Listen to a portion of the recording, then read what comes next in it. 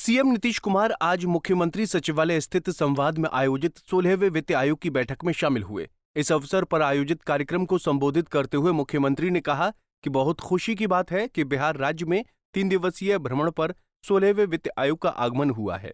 इस अवसर पर वित्त आयोग के अध्यक्ष डॉक्टर अरविंद पनगड़िया सहित सभी सदस्यगण का मैं बिहार की धरती पर हार्दिक स्वागत करता हूं। आप सभी काफी अनुभवी और योग्य हैं और बिहार को आपसे काफी उम्मीदें हैं।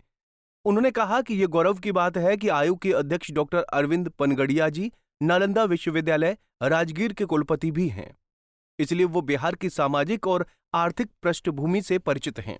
मुख्यमंत्री ने कहा कि 24 नवंबर 2025 से जब हम लोग सरकार में आए तब से राज्य में कानून का राज है। हम लोग राज्य के विकास के लिए लगातार काम कर रहे हैं। उन्होंने कहा कि 2005 के पहले लोग शाम के बाद घरों से बाहर नहीं निकलते थे। समाज में काफी विवाद होता था, हिंदू मुस्लिम झगड़ा होता था, स्कूलों में बहुत कम बच्चे पढ़ते थे, अस्पतालों में इलाज का पूरा इंतजाम नहीं था, पूरे राज्य में सड़कों की काफी कमी थी तथा जो थी उनका बुरा हाल था।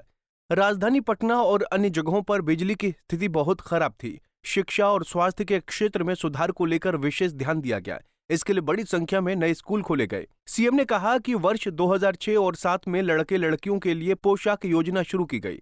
वर्ष 2008 में 9वीं क्लास की लड़कियों के लिए साइकिल योजना चलाई गई। फिर 2010 से लड़कों के लिए भी साइकिल योजना शुरू की गई। बड़ी संख्या में सरकारी शिक्षकों की बहाली की गई। उन्होंने कहा कि स्वास्थ्य सेवाओं में भी काफी सुधार किया गया। पहले प्राथमिक स्वास्थ्य केंद्रों में इलाज के लिए प्रति माह 39 मरीज ही आते थे, यानी प्रतिदिन 1 या 2 मरीज ही आते थे।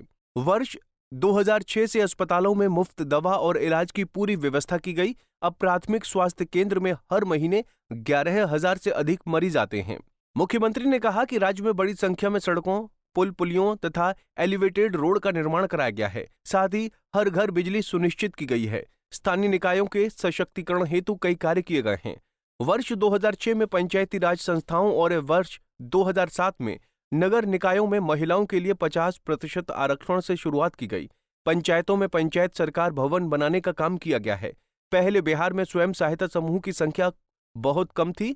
वर्ष 2006 में विश्व बैंक से कर्ज लेकर राज्य में स्वयं सहायता समूह का गठन किया, जिसे जीविका नाम दिया।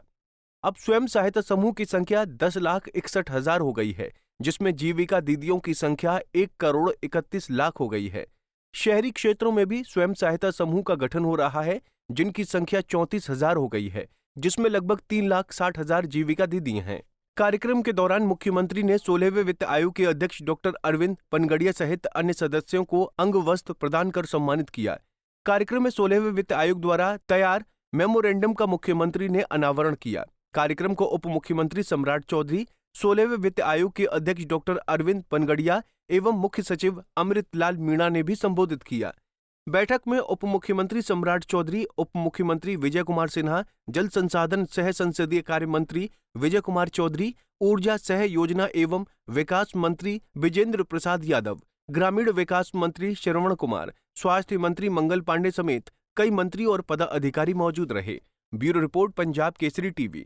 हमसे जुड़े रहने के लिए हमारे YouTube चैनल को सब्सक्राइब करें और नई वीडियो की नोटिफिकेशन के लिए बेल आइकॉन को दबाएं।